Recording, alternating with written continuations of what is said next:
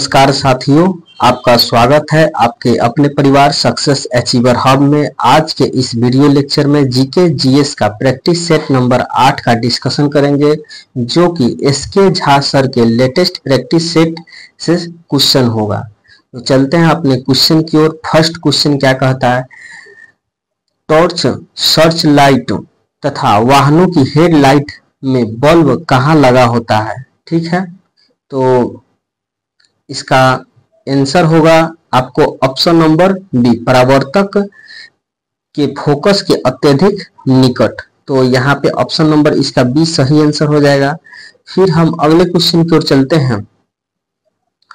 अगला क्वेश्चन क्या है, संविधान सभा ने भारत के संविधान को कब अंगीकृत किया। ठीक है, तो भारत के जो संविधान सभा है वह भारत के संविधान को 26 नवंबर 1949 को अंगीकृत किया। ठीक है, लेकिन लागू कब हुआ, 26 जनवरी 1950 को। इसीलिए हम 26 जनवरी को गणतंत्र दिवस के रूप में मनाते हैं। फिर हम अगले क्वेश्चन की ओर चलते हैं। वायु में लंबे समय तक उद्भासन से सिल्वर की वस्तुएं काली हो जाती है, यह निम्नलिखित में से किसके बनने के कारण होता है।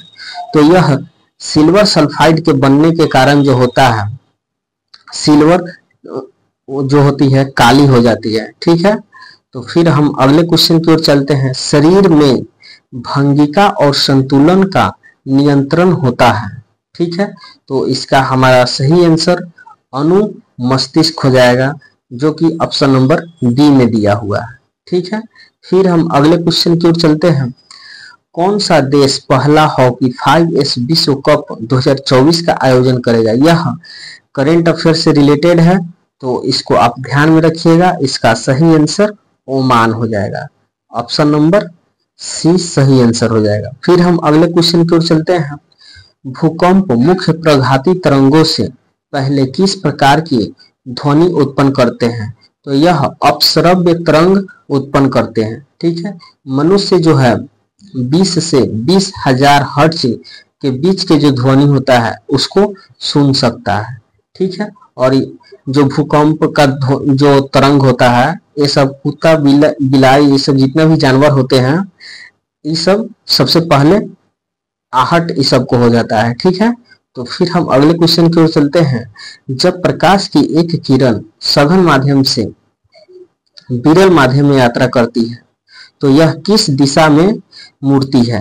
ठीक है, तो जब भी कोई किरण है, ठीक है, जब भी कहीं सघन है, सघन से विरल में जाता है, तो क्या होता है, अभिलंब से, जैसे देखिए यह सघन माध्यम हो गया। ठीक है, और यह विरल माध्यम हो गया। जब भी कोई लाइट सघन माध्यम से जैसे विरल में प्रवेश करता है, तो इसको इस प्रकार जाना चाहिए था, लेकिन ऐसे नहीं जाकर के यह ऐसे चल जाता है। मतलब यह अभिलंब जो है, अभिलंब से दूर चल जाता है और इसकी गति क्या होता है, पहले से बढ़ जाती है।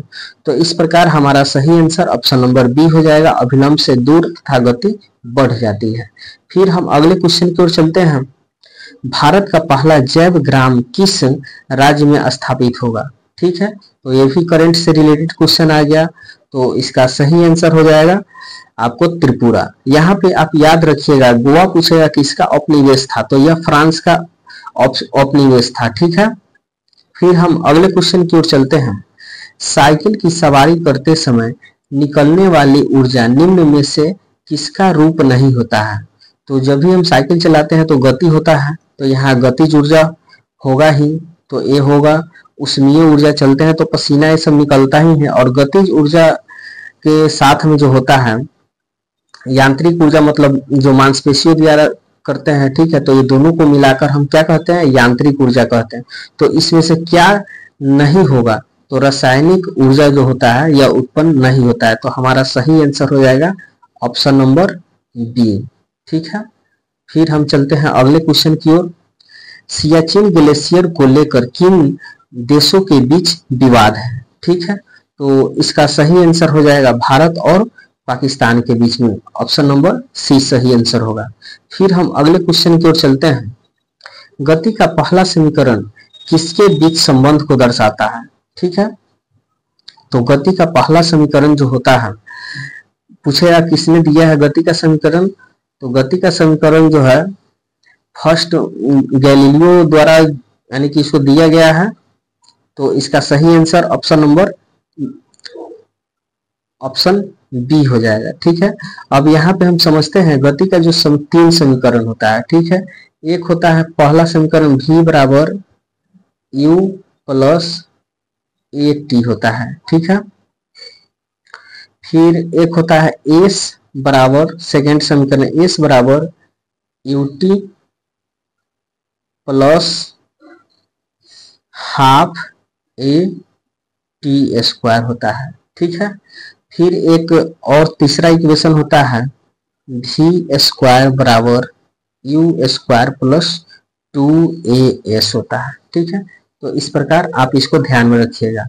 ठीक है, यहीं पे अगर आपसे पूछ लिया जाए कि न्यूटन के जो पहला गति का नियम है उससे क्या होता है, तो हमको बल के परिभाषा मिलता है। दूसरा से क्या मिलता है, तो दूसरा नियम से हमको बल के सूत्र प्राप्त होता है, और तीसरा नियम से हमें बल की प्रकृति के बारे में पता चलता है। ठीक है, तो चलते हैं फिर अगले क्वेश्चन की ओर। किसी कार्बन का परमाणुक द्रव्यमान 12 है, परमाणु द्रव्यमान 12 है। ठीक है, और हीलियम का परमाणु द्रव्यमान 4 है। प्रत्येक तत्व के 1 मोल के लिए निम्नलिखित में से कौन सा सही है। ठीक है, तो यहाँ होगा कार्बन के जो 1 मोल होगा और हीलियम का 1 मोल में जितने परमाणु की संख्या होता है, तो परमाणु मतलब 1 होता है। यहाँ पे कार्बन 1 है। ठीक है, कार्बन 1 है और यहाँ पे हीलियम 1 है। ठीक है, तो यहाँ परमाणु पूछ रहा है, तो प्रत्येक परमाणु इंडिविजुअल क्या होता है, एक इक्वल होता है, मतलब समान होता है। एक कार्बन एक हीलियम दोनों समान होगा, तो वही इसमें पूछ रहा है। तो इसका सही आंसर आपको ऑप्शन नंबर सी हो जाएगा, जिसमें दिया हुआ है कार्बन के 1 मोल में हीलियम के 1 मोल में मौजूद परमाणुओं की संख्या समान होता है। जब भी पूछे कि 1 मोल में कितना होता है परमाणु संख्या, तो उसका होता है 1 मोल 6.022 इंटू 10⁻23 अवगाद्रो संख्या जिसको भी कहते हैं। ठीक है, चलते हैं अगले क्वेश्चन की ओर। भारतीय सेना प्रमुख मनोज पांडे को किस देश में आर्मी जनरल की मानद रैंक से सम्मानित किया गया। ठीक है, तो ये करंट से रिलेटेड है। इसका सही आंसर हो जाएगा नेपाल। नेपाल का राजधानी कहाँ होता है, काठमांडू होता है, और यह भारत का पड़ोसी देश है। इस प्रकार इसको आप ध्यान में रखिएगा। ठीक है, फिर हम चलते हैं अगले क्वेश्चन के। H2O2 प्लस Cl2 अभिक्रिया करता है। ठीक है, तो 2HCl प्लस O2 मिलता है। ठीक है, तो इसमें पूछ रहा है H2 और O2 किसके रूप में कार्य करता है, तो H2O2 यहाँ पर अपचायक के रूप में कार्य करता है। इस प्रकार हमारा सही आंसर ऑप्शन नंबर बी हो जाता है। मतलब यहाँ पे आप पढ़े होइएगा कि हाइड्रोजन का जुटना या ऑक्सीजन का हटना क्या कहलाता है, ऑक्सीकरण कहलाता है। ठीक है, उसी का दूसरा नाम होता है अपचायक। तो यहाँ देखिए, यहाँ H2O2 में से ऑक्सीजन हट गया है ना, तो इसलिए यह एक अपचायक है। ठीक है, फिर हम अगले क्वेश्चन की ओर चलते हैं। फूलों वाले किस पौधे में पत्तियों के मार्जिन के दर्रों में कलियां पैदा होती हैं। ठीक है, तो इसका सही आंसर ब्रायोफाइलम हो जाएगा। ठीक है, यह बोटनी का क्वेश्चन है, इसको आप ध्यान में रखिएगा। ठीक है, चलते हैं अगले क्वेश्चन की ओर। 500 वाट के 2 लैंप समांतर में लगाए गए हैं। ठीक है, तो इनका कुल जो होता है, कुल वाट कितना होता है, तो जब भी इसका फॉर्मूला होता है याद रखिएगा, वाट टोटल निकालने के लिए अगर समानांतर क्रम में कहेगा, ठीक है, तो सिंपल समेशन कर देंगे W1 प्लस W2। ठीक है, तो इसमें W1 500 है, W2 भी 500 है, तो टोटल कितना हो जाएगा, 1000 वाट हो जाएगा। ठीक है, तो इसका सही आंसर ऑप्शन ए हो जाएगा। अगर यही कहेगा कि सीरीज में जोड़ा हुआ है, तो इसका फॉर्मूला होता है 1/WT is equal to 1/W1 plus 1/W2। इसी प्रकार और भी अगर इसमें वाट के लैंप जुड़ा होगा तो आगे भी इसी प्रकार ऐड कर देंगे। ठीक है, फिर हम अगले क्वेश्चन की ओर चलते हैं। व्यापार संतुलन, बैलेंस ऑफ ट्रेड, किन दो के बीच का अंतर है। जो देश में जो जितना निर्यात करते हैं और आयात करते हैं, उसी दोनों के जो डिफरेंस आता है उसी को हम क्या बोलते हैं, बैलेंस ऑफ ट्रेड यानी कि व्यापार संतुलन कहते हैं। तो यहाँ पे हमारा सही आंसर ऑप्शन नंबर डी हो जाएगा, देश का निर्यात और आयात। ठीक है, फिर हम अगले क्वेश्चन की ओर चलते हैं। निम्नलिखित में से कौन सा समूह में शामिल सर्वाधिक उष्मारोधी है। उष्मारोधी मतलब होता है कि विद्युत का कुचालक होता है। ठीक है, तो यहाँ से ऑप्शन एलिमिनेशन से आप चेक कर सकते हैं। ठीक है, तो ऑप्शन ए में रबर दिया है, कांच दिया है, प्लास्टिक दिया है, एगोनाइट दिया है, कपास दिया है, तांबा होता है। तांबा तो यहाँ पे एकदम गलत है। तांबा विद्युत का क्या होता है, सुचालक होता है, तो यह उष्मारोधी नहीं होगा। यहाँ पे देखिए प्लास्टिक है, एबोनाइट है, कागज है, कपास है, बेकेलाइट है, शुष्क हवा है, रबर है। तो यहाँ पे ए वाला ऑप्शन सही है। ठीक है, ऑप्शन नंबर बी हमारा सही हो जाएगा। यहाँ पे अदर ऑप्शन में देख लेंगे तो चांदी भी है, विद्युत का सुचालक है। ठीक है, इसी प्रकार बेकेलाइट यहाँ पे ऑप्शन नंबर डी में दिया है, शुष्क हवा, कागज, एबोनाइट और एल्यूमिनियम। तो एल्यूमिनियम से भी विद्युत धारा का प्रवाह होता है। ठीक है, तो 40 का हमारा सही आंसर ऑप्शन नंबर डी हो जाएगा। फिर हम अगले क्वेश्चन की ओर चलते हैं। गोलीय दर्पण के मुख्य अक्ष के संबंध में निम्नलिखित में से कौन सा कथन सही है। ठीक है, तो यहाँ पे चलते हैं। क्या दिया हुआ है, मुख्य अक्ष जो होता है एक काल्पनिक रेखा होती है जो दर्पण के दोनों ओर विस्तृत होती है। ठीक है, तो ये हमारा सही आंसर होता है। यह जो काल्पनिक मान कोई गोलीय दर्पण हो गया। ठीक है, इसी को हम बीच से अगर काट लेते हैं तो यही जो होता है, ये जो मुख्य अक्ष जो है, तो यह कोई मतलब वास्तविक नहीं होता है, यह काल्पनिक इमेजिनरी होता है। ठीक है, इस प्रकार ऑप्शन ए नंबर सही है। मुख्य अक्ष वक्रता केंद्र और मुख्य फोकस ध्रुव से होकर गुजरता है, मतलब यह सभी एक ही लाइन पर होता है, यह कहने का मतलब है। ठीक है, तो यह भी सही होगा। वक्रित दर्पण का मुख्य अक्ष वक्रित होता है, मतलब वक्रित जो है, तो वक्रित कह रहा है मतलब कर्व होता है, और मुख्य अक्ष कैसा होता है, स्ट्रेट लाइन होता है। तो यह गलत हो जाएगा। ए और बी सही है, जो कि ऑप्शन नंबर सी में दिया हुआ है। ठीक है, तो हमारा इसका आंसर हो जाएगा ऑप्शन नंबर सी सही। फिर हम अगले क्वेश्चन की ओर चलते हैं। किस भारतीय कंपनी ने गुजरात में भारत का और दुनिया का सबसे बड़ा कार्बन फाइबर प्लांट की घोषणा की है। ठीक है, तो ये करंट से रिलेटेड क्वेश्चन है, इसको आप ध्यान में रखिएगा। रिलायंस ग्रुप होगा इसका सही आंसर। ठीक है, फिर हम अगले क्वेश्चन की ओर चलते हैं।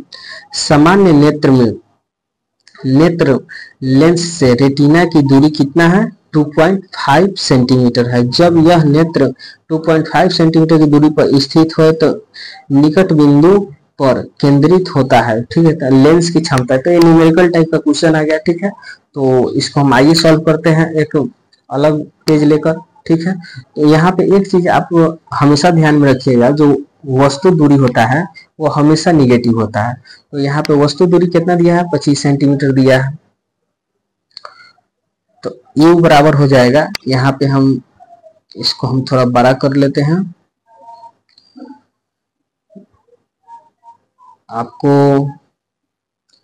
U बराबर दिया हुआ है 25 सेंटीमीटर। ठीक है, और V बराबर दिया है, और U जो होता है वस्तु का जो होता है दूरी हमेशा निगेटिव होता है। ठीक है, और V जो दिया है 2.5 सेंटीमीटर दिया है। ठीक है, तो यहाँ से हम F का वैल्यू निकालेंगे, क्योंकि इसमें पावर पूछ रहा है। तो पावर बराबर फॉर्मूला होता है P बराबर 1/F। अगर सेंटीमीटर में है फोकस दूरी, ठीक है, तो P बराबर 100/F फॉर्मूला यूज करेंगे। तो हमारे पास F का वैल्यू निकालने के लिए हम इसके मदद से निकाल लेते हैं। ठीक है, तो लेंस फॉर्मूला क्या होता है, 1/V माइनस 1/U बराबर 1/F होता है। अब यहाँ पे वैल्यू को हम रख देते हैं। ठीक है, तो 1/V की जगह कितना हो जाएगा, 1.25 माइनस 1 और यहाँ पे माइनस है तो माइनस माइनस इसको प्लस कर देते हैं तो 25 हो जाएगा। ठीक है, अगर पॉइंट यहाँ से हटाते हैं तो ऊपर 10 हो जाएगा। तो नीचे बेस अगर समान है तो ऊपर वाला सिंपल ऐड हो जाता है। तो 10 और 1 11/25 सेंटीमीटर फोकस का मतलब फोकस 1/f बराबर इतना आ गया। ठीक है, तो f बराबर क्या हो जाएगा, 25/11 हो जाएगा। ठीक है, तो यह f का वैल्यू जो है हम यहाँ पे पुट कर देंगे। ठीक है, नेक्स्ट पेज पे चलते हैं। p बराबर 100/f की जगह कितना दिया है, 25/11 है, तो ऊपर चल जाएगा 11, 25 से 4 बार में चल जाएगा, 25 चौका और 11 चौका 44 डायोप्टर इसका आंसर आ जाएगा, जो कि ऑप्शन नंबर डी में दिया हुआ है। उम्मीद करते हैं कि यह बहुत अच्छे तरीका से समझ में आया होगा।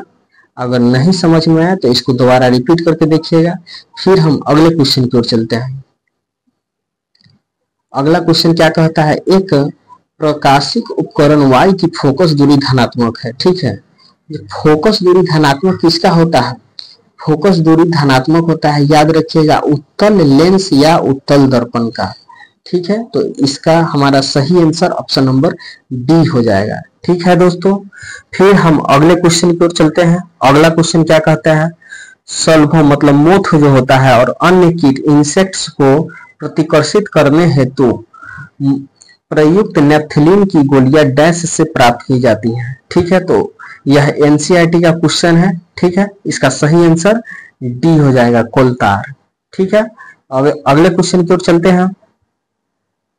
अगला क्वेश्चन क्या कहता है, निम्नलिखित में से कौन सा यौगिक चक्रीय और असंतृप्त है, तो इसका हमारा सही आंसर बेंजीन हो जाएगा। ठीक है, देखिए चक्रीय का मतलब होता है कि क्लोज हो। ठीक है, क्लोज कंपाउंड हो, और असंतृप्त हाइड्रोकार्बन किसको कहते हैं, जिसके बीच में दो कार्बन के बीच में डबल या ट्रिपल बॉन्ड होता है, उसको हम असंतृप्त हाइड्रोकार्बन कहते हैं। और कार्बन कार्बन के बीच में अगर सिंगल बॉन्ड होता है तो उसको हम क्या बोलते हैं, संतृप्त हाइड्रोकार्बन बोलते हैं। ठीक है, तो उम्मीद करते हैं कि इसका एक्सप्लेनेशन सही लगा होगा। फिर हम अगले क्वेश्चन की ओर चलते हैं। निम्न में से कौन सा कथन गलत है। ठीक है, तो इसका हमारा सही आंसर हो जाएगा ऑप्शन नंबर सी।